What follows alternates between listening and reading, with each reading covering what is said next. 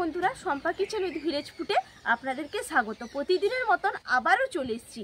আজকে একেবারে জমজমাটি একটা রেসিপি শেয়ার করব। হয়তো আপনারা অনেকেই খেয়েছেন, আবার অনেকেই কিন্তু হয়তো খাননি, কিন্তু সবারই ভালো লাগবে। ছোট থেকে বড়রা সবাই আনন্দ করে খাবে আর আঙুল চেটে খাবে, একদম 100% গ্যারেন্টি। চলুন আজকে বেল দিয়ে রেসিপিটা বানাবো। বাড়ির গাছে বেল হয়েছে, বেল পাড়তে যাব, তার জন্য একটা দাউলি নিতে হবে। দাউলিটা নিয়ে আমি বেল গাছের দিকে এগিয়ে যাচ্ছি। দেখুন দাউলিটা নিয়ে নিয়েছি, এরপর চলে যাই বেল গাছের গোড়াতে।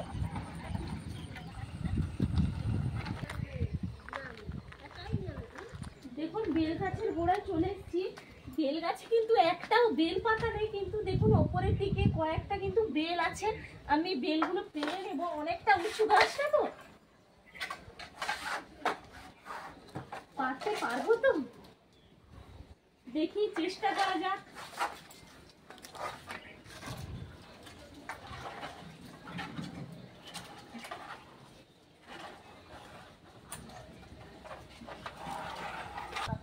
দেখুন আমি একটা পেয়েছি, একটা কিন্তু আমি পেরেছি। আগে আমি কুড়িয়ে আনি, আপনাদেরকে দেখাই, তারপরে আর বাকিগুলো আমি পারবো। দেখুন বাড়ির গাছের একবারে পেড়ে টাটকা আর রেসিপিটা করব। দেখুন কি সুন্দর বেলটা, একটু ছোট সাইজের বেল, কিন্তু তবুও বাড়ির গাছের তো, কিনতে তো আর হচ্ছে না। আর কতটা সুন্দর এই সময় বেল, আপনারা জানেন যে খুব উপকারিতা বেলের মধ্যে, তো খুব উপকারিতা, পেট ঠান্ডা করতে সাহায্য করে। আবার বেলের আইসক্রিমও খুব সুন্দর লাগে খেতে। আপনারা গরমের সময় অনেক রকম রেসিপি করে খেতে পারেন। আমি তাই ভাবলাম যে আপনাদের সঙ্গে যদি বেলের রেসিপিটা শেয়ার করি, তাহলে আপনারা নিশ্চয়ই উপকৃত হবেন, বাচ্চাদেরকে বানিয়ে দেবেন। যে বাচ্চারা বেল খেতে চায় না, এটা খাওয়ার পরে বলবে আরও মা করে দাও, আর পেড়ে নেই আরগুলো। দেখুন বন্ধুরা, নিচ থেকে কিন্তু পারতে পারলাম না, তাই জেঠুর বাড়ির ছাদের মধ্যে উঠে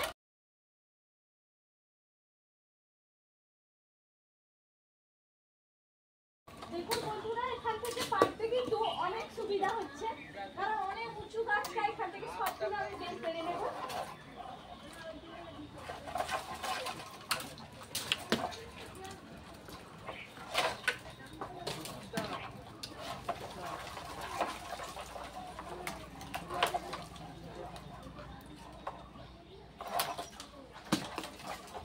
যাই হোক, সবগুলো বেল আমি পেড়ে নিয়েছি, এরপর আমি নিচে যাই, তারপরে কুড়াবো।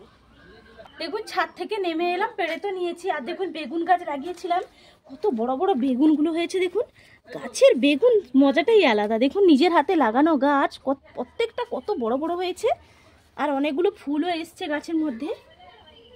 দেখুন বেলগুলো পেড়েছি, এই যে 4-3টে গুড়ালাম, আর একটা এইদিকে পড়েছে। এই যে দেখুন আর একটা গুড়ালাম, আর একটা যে আমি আগে রেখেছিলাম কোথায় রাখলাম, ওই দিকে রেখে দিয়েছি।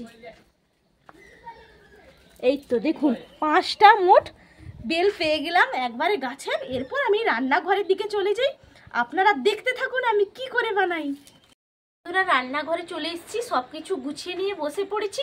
যেই রান্নাঘরে গুছিয়ে নিয়ে বসছি, সেই বৃষ্টি আরম্ভ হয়ে গেছে, জোরে বৃষ্টি হচ্ছে। আপনারা হয়তো আওয়াজ পেতে পারেন, একটু মাপঝোপ করে বন্ধুরা দেখে নেবেন, কারণ সব জায়গায় এই সময় প্রচুর বৃষ্টি হচ্ছে। বাইরে তো একদম বেরোতে পারছি না, জ্বালানগুলো যাই হোক তুলে রেখেছিলাম বলে আপনাদের সঙ্গে তবু রেসিপিটা শেয়ার করতে পারবো, না হলে তাও করতে পারতাম না। দেখুন একটা বোলের মধ্যে আমি তো বেলগুলো নিয়ে নিয়েছি, বেলে দিয়ে দেব, জল দিয়ে দেবো, ভালো করে ধুয়ে নেব, কারণ গাছ থেকে তো পেড়ে আনলাম। আমি বেলটা কাটার জন্য দেখুন বন্ধুরা একটা টেন্সার পাত নিয়েছি, এটার সাহায্যে আমি কেটে নেব বেলটা। আপনারা চাইলে কাতান দিয়েও করতে পারেন, আমার মনে হয় টেন্সার পাত দিয়ে কাটলে মনে হয় সুবিধা হবে, এই জন্য আমি এটা নিয়েছি।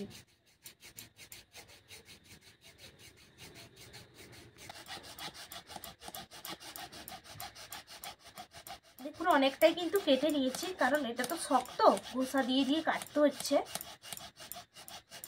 দেখুন কাটা হয়ে গেছে, কেটে নিয়েছি। দেখুন সবগুলো বেল আমি কেটে নিয়েছি, এরকম করে আপনাদেরকে তো দেখালাম কেমন করে কেটেছি। আপনাদের যেরকম সুবিধা হবে আপনারা সেরকম ভাবে কিন্তু কেটে নিতে পারেন। আর একটা দেখুন বন্ধুরা, আমি চামচ নিয়েছি, চামচ দিয়ে আমি এই যে বেলের অংশটা তুলে নেব। আর দেখুন বেলটা কিন্তু খুব সুন্দর, গাছের বেল তো প্রচুর মিষ্টি। অনেক বেল হয় একটু তিতকুটে হয়, আমাদের বাড়ির গাছে বেল খুব মিষ্টি, আর একটু আপনাদের দাদা ভাই খেলো, বললো প্রচুর মিষ্টি। আর এই বছর প্রথম নতুন গাছে হয়েছেও, তার জন্য আপনাদের সঙ্গেও শেয়ার করছি। আর এই বেলের তো আপনাদের সঙ্গে শেয়ার করা হয়নি যে আজকে কি বানাবো। আজকে বানাবো জেলি। এত সুন্দর লাগে খেতে জেলিটা, আপনারা বাচ্চাদেরকে দিলে কিন্তু চেটে পুটে একবারে আঙুল চেটে খাবে। আর দেখুন বেলটা কিন্তু খুব একটা পাকেনি, আবার খুব কাঁচাও না, মিডিয়াম আছে, কিন্তু প্রচুর মিষ্টি। আমি তুলে নিচ্ছি, চামচে ঘুরিয়ে ঘুরিয়ে দেখুন এইভাবে তুলে নেব।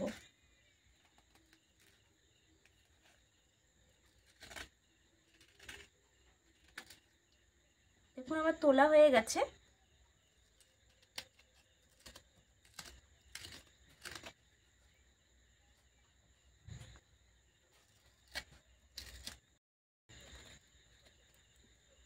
দেখুন সবগুলো আমি বেল কুড়িয়ে বের করে নিয়েছি। আর দেখুন কতটা বেরিয়েছে।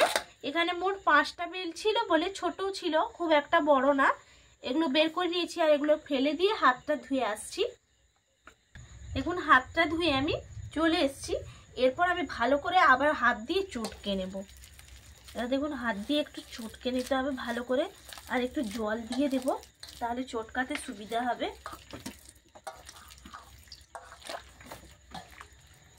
এখান থেকে আমি কাঠটা বের করে নেব। দেখুন চটকাতে চটকাতে কতটা কাঠ বেরিয়েছে। আর একটু ভালো করে আমি চটকে নিচ্ছি। দেখুন একবারে আমি চটকে কাঠটা পুরো বের করে নিয়েছি। আর একটা আমি নিয়েছি সঙ্গে ছাঁকুনি, এই বোলের মধ্যে রেখে দিচ্ছি ছাঁকুনিটা। আর পুরোটা আমি ভালো করে কাঠটা ছেঁকে নেব, তাহলে যে বেলের যে বিচিগুলো আছে সেগুলো আর যাবে না তলাতে। আর অনেকটা দেখুন কি সুন্দরভাবে পড়ছে কাঠটা, আর ওপরে দেখুন থেকে যাচ্ছে। দেখুন কতটা থেকে যাচ্ছে। এগুলো আমি চিপে চিপে আরও বের করে নেব। দেখুন কতটা বিচি থেকে গেছে, আর আঁশগুলো কিন্তু থেকে গেছে।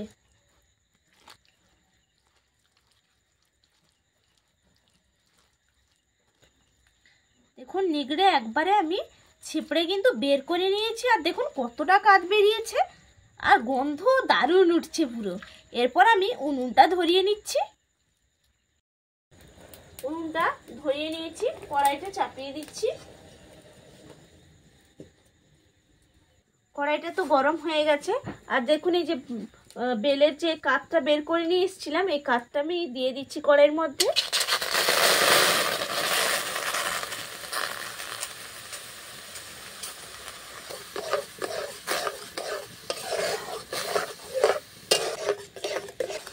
দেখুন ভালো করে নাড়াচাড়া করে নিচ্ছি, কারণ তলাতে যদি বসে যায়, এই জন্য অনবরত কিন্তু নাড়ছি।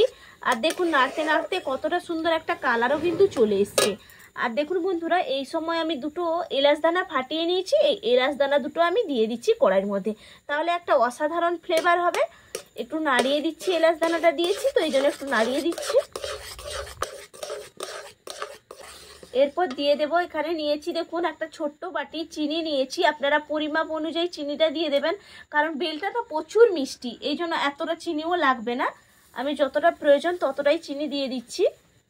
এরপর আমি ভালো করে মিশিয়ে নিচ্ছি চিনিটা।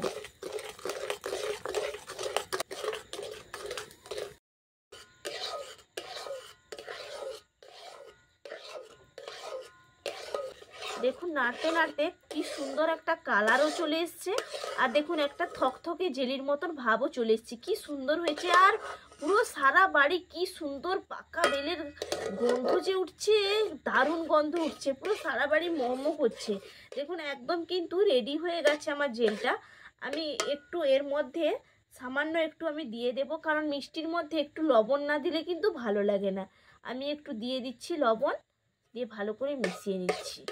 জেলিটা তাহলে খুব সুন্দর লাগবে খেতে, যেহেতু বাড়িতেই বানাচ্ছি।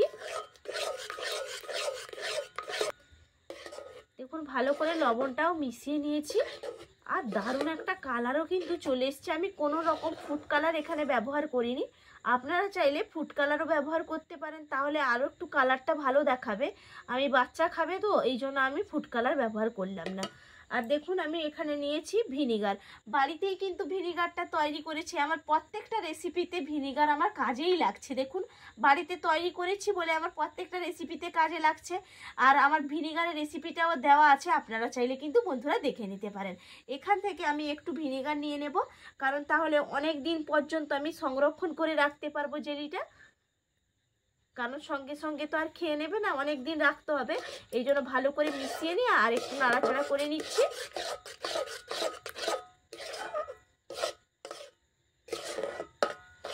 দেখুন ভিনিগারটাও ভালো করে মেশানো হয়ে গেছে, আমার জেলিটা একবারে কমপ্লিট। আর আপনাদেরকে একটা পরীক্ষা করেও আমি দেখিয়ে দিচ্ছি। দেখুন একটা প্লেট নিয়েছি, প্লেটের মধ্যে একটু জেলি আমি নিয়ে নিচ্ছি। দেখুন একটু জেলি নিয়ে নিচ্ছি, দেখুন একটুও কিন্তু গড়িয়ে পড়ছে না। তার মানে আমার পারফেক্টভাবে জেলিটা বেলের তৈরি হয়ে গেছে। খুব সুন্দর একটা থকথকে ভাবও চলে এসছে। আমি এরপর ঠান্ডা হয়ে গেলে একটা বয়ামের মধ্যে ভরে রাখবো। আর বাচ্চা তো খাবে, ছেলেকেও খাইয়ে দেখাবো যে কেমন হয়েছে। মধ্যে আমি তুলে নিচ্ছি।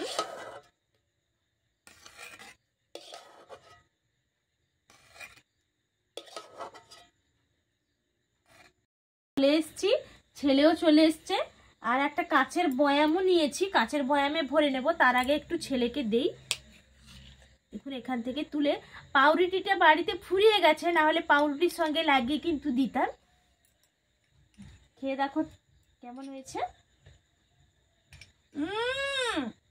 দারুণ ফাটাফাটি। আর আমি বাকিটা কাচের বয়ামেও ভরে নিচ্ছি, ছেলেও সেদিকে খাক আর এইদিকে ভরেও নেব। দেখুন এটা পাউরুটির সঙ্গে একটু করে লাগিয়ে দিলে খুব সুন্দর খাবে। বাড়িতে ফুরিয়ে গেছে বলে আজকে আর দিতে পারলাম না, এমনি একটু খাচ্ছে।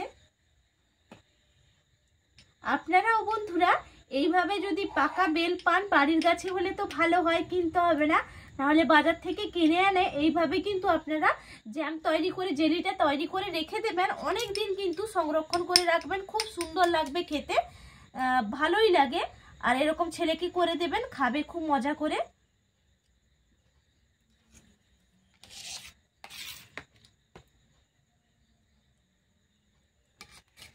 সুস্বাদু সুস্বাদু হয়েছে, বাহ। আর দেখুন বন্ধুরা, যদি আমার রেসিপি ভালো লাগে তাহলে অবশ্যই আমার চ্যানেলটা সাবস্ক্রাইব করে রাখবেন, পাশে থাকা বেল আইকনটা প্রেস করে রাখবেন নিত্য নতুন রেসিপি পেতে হলে বন্ধুরা। আর অবশ্যই লাইক দিতে কিন্তু বন্ধুরা ভুলবেন না। সবাই ভালো থাকবেন। আর আমার পুরনো বন্ধুদেরকে তো কোনো কিছু বলার দরকার নেই, পুরনো বন্ধুরা আমাকে অনেক অনেক ভালোবাসা দিচ্ছেন। আর যেসব নতুন বন্ধুরাও আসছেন তাদেরকেও অসংখ্য ধন্যবাদ, পুরনো বন্ধুদেরও অসংখ্য ধন্যবাদ। সবাই ভালো থাকবেন, সবাইকে টাটা, সবাই ভালো থাকবেন।